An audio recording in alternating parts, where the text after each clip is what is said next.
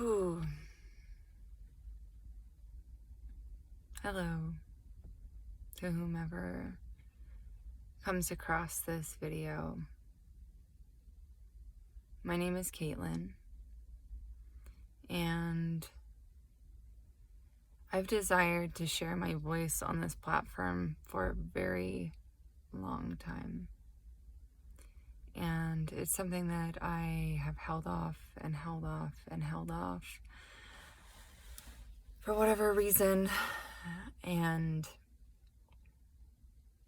I was just listening to a sister who was very deeply connecting with me and my spirit guides, and felt prompted to step into this space just as it is, without any expectations. Just let it flow, just let it be.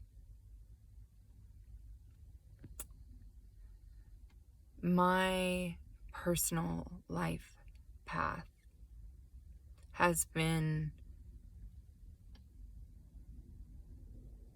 one of magnificent grief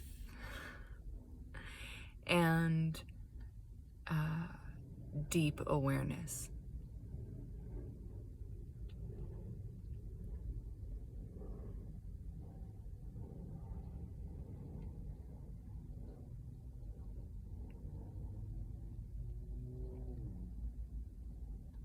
What I would like to speak to here is the energy of addiction. I would like to speak to what happens when we neglect our children. What happens when we create such rigid parameters that we don't allow our children to make mistakes? What happens that when our children do make mistakes and I'm a mother. I'm a mother who is devoted to my children, and it has taken a lot of learning for me to get to this point to be able to share this healing of my own kind that I am still very deeply on the journey of.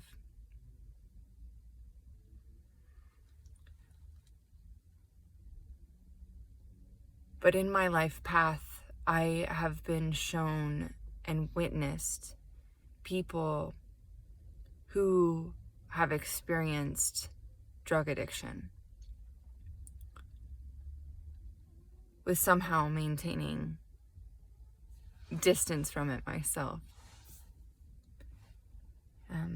And something that I notice as a commonality in this drug addiction, and there are people who are far more educated within the field of psychology, that Dr. Gaber Mate comes to mind, that will speak to this. But the trauma of our early childhood leads to these patterns. And why is this important? Why is this important? Because there are so many parents right now that are completely unaware of this, because they are so ingrained in their own trauma. They're so stuck in their own fear. So they're making decisions out of fear, or they're trying to create a little being that is going to fit into a certain mold, or or they have their ways. I'm going to share a story I just recently, I live in a very small town in the country, and it's quite beautiful. Riverside, surrounded by forests. And 2 houses down from me, there is a troubled home. And in this troubled home, I didn't recognize to the extent of the trouble. There's trash everywhere, piles and piles of trash, and sometimes they burn it and we just have to leave. And one can only suspect that when someone is ingrained in that deep of a space to be soaking in their own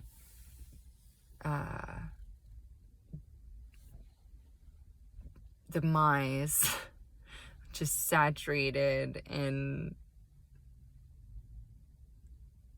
their own shit, you have to think, like, what's going on in their minds? What's happening to these people that they would want to, because I don't think anybody in their right mind wants to live in a dirty environment.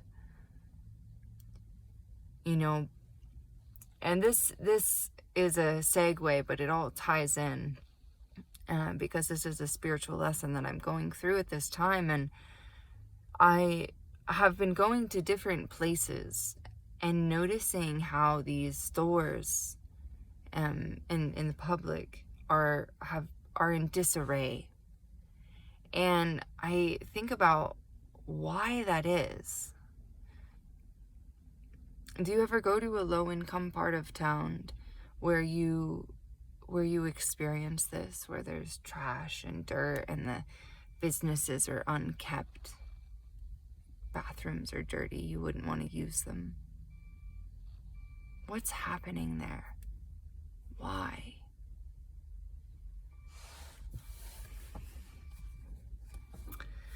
So this woman comes over, and we had met briefly a few times. Her dog sometimes would come and over into our yard, and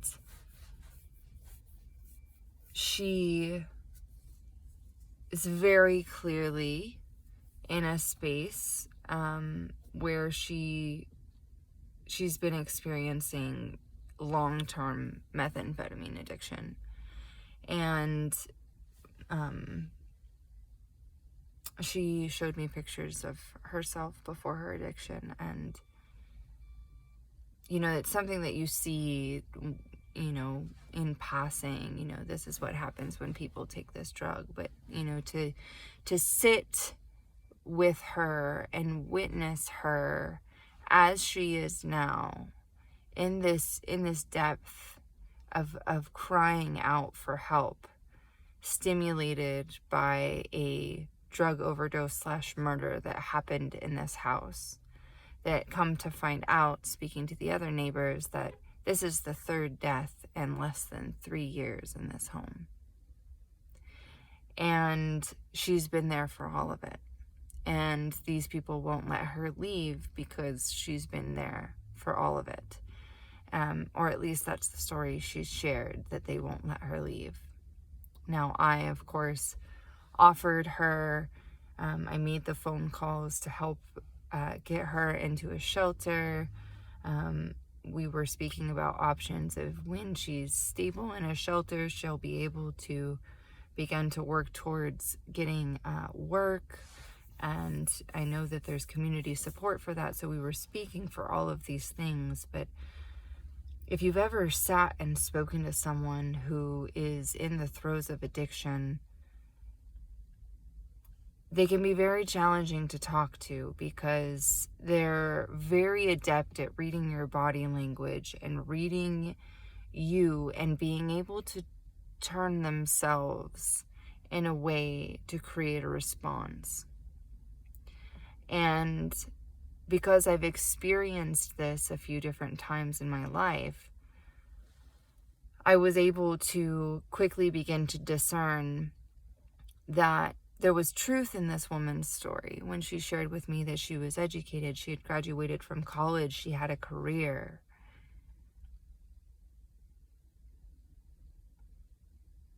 And then something happened to her. I imagine that you have to be deeply despondent to turn to that.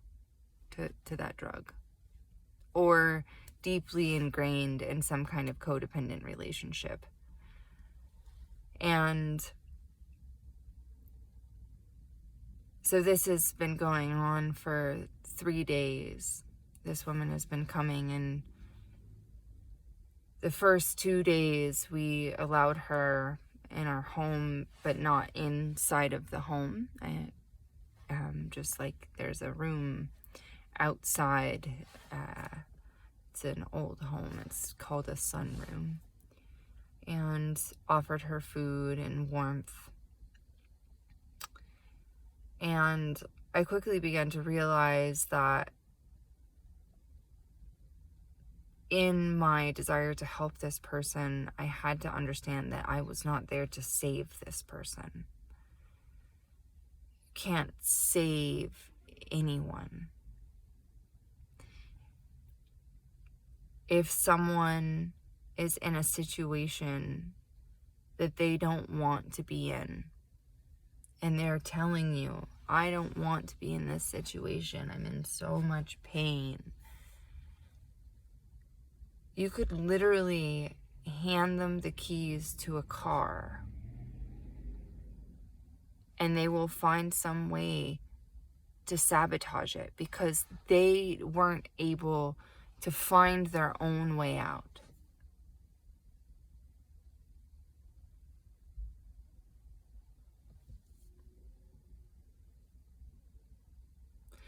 Now, that doesn't mean that we all, depending, no matter if you're an addict or not, we all need kindness.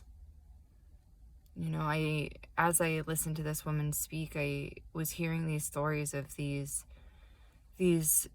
drug rings that are these people, they're born into this lifestyle. They're born into this life. They know nothing but the chaos, nothing but the drugs, nothing but the sheer self-hatred that comes from the shame, that comes from the abuse that someone experiences. And I know this can be really triggering because I've heard the mentality that, oh, they're just doing it to themselves. And that's true. It is true. They continue to make the choice. But if someone does not have the resources to understand their personal trauma, to understand that, yes, the way that you were spoken to as a child is affecting you now. It is ingrained in your psychology. It is ingrained in the fabric of your being. And it is affecting you. And it's affecting you subconsciously if you are not consciously aware of it. When we become consciously aware of it, when we begin to admit and identify and realize, oh, wow, these patterns that I have are not healthy. Where are they coming from?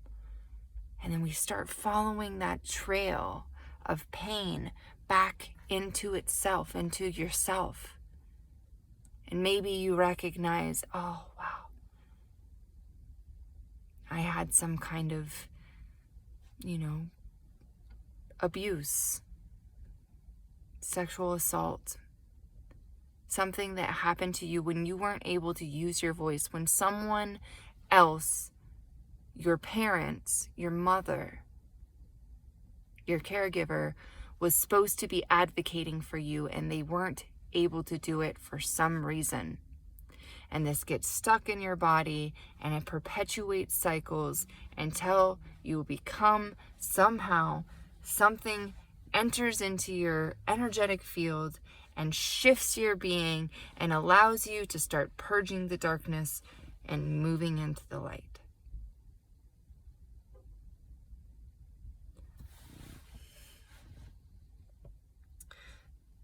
What happened with this woman was that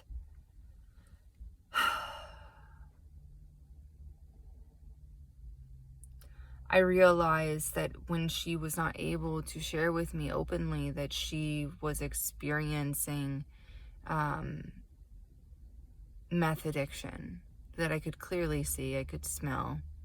She shared with me that they were synthesizing, manufacturing, and selling this drug from this home, as well as fentanyl, which is another I've had recently, just in the past year.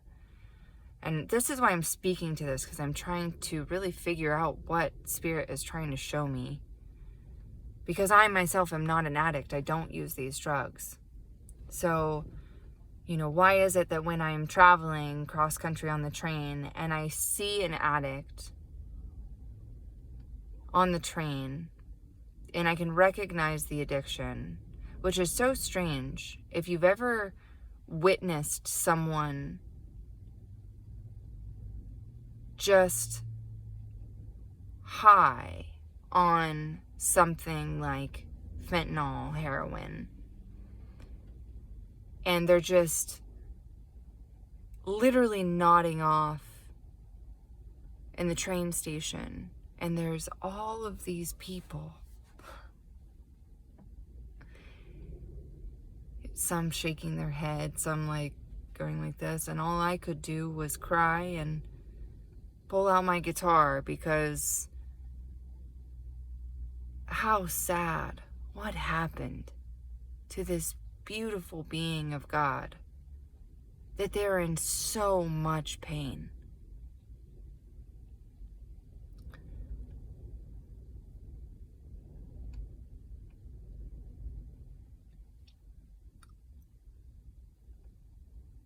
I tried to avoid this person on the train because it was very late at night when we got back on the train, and I was traveling with only a backpack and my guitar, and I was concerned for my things in a very selfish way. And so I had intention of getting on this train in a completely separate space so that I could heal. And where do I go? I sat in her seat, and she sat next to me, and I watched her, and I said to God, I said, I see, what is this lesson here? I can't save her, but maybe my kindness can be some kind of catalyst. These people don't need further judgment, but they also don't need to be enabled. And so in that, I had to create a boundary with the woman that was coming over to our home, because I have 2 small children, and she has a history of this drug abuse and abusing the people who are trying to help her.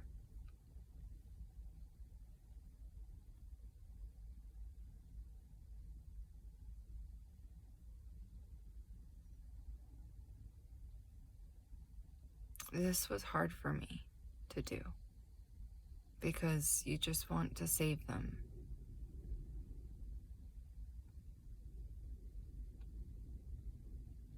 And as someone who practices herbal medicine, of course I think to myself, oh, okay, well, maybe I can help her somehow. I did give her a lavender tincture, and maybe that will somehow help catalyze her. But to go back to the original focus is that the way that we speak to each other, the way that we speak to ourselves, and if you're a parent, the way that you speak to your children is going to have a lasting effect on them. So if you insult them, insult their intelligence, demean them in any kind of way, or even physically abuse them, or even just neglect them altogether, this will have an impact. This will impact them. And as more and more people are turning to these drugs, We have to say, what's going on here? What's going on here? You know, there's a concept in the spiritual community that we are one, right? And when you heal yourself, you heal the collective. But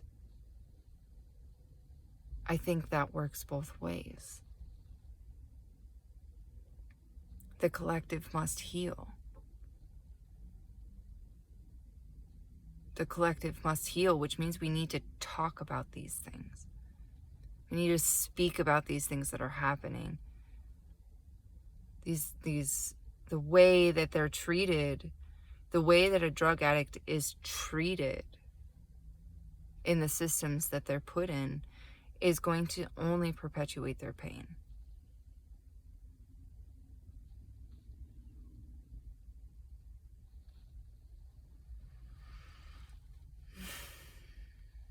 That's all for now. Thanks for listening if you did.